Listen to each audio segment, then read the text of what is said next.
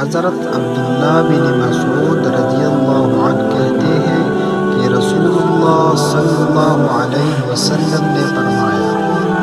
کہ اے جوانوں کے گروہ، تم میں سے جو شخص مجامعت کے لوازمات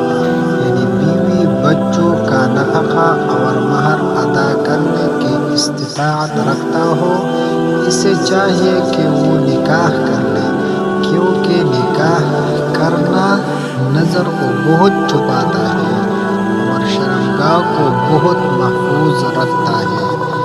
یعنی نکاح کر لینے سے اجنبی عورت کی طرف نظر مائل نہیں ہوتی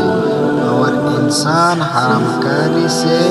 بچتا ہے۔ اور جو شخص جماع کے لوازمات کی استطاعت نہ رکھتا ہو، اسے چاہیے کہ وہ روزے رکھے، کیونکہ روزہ رکھنا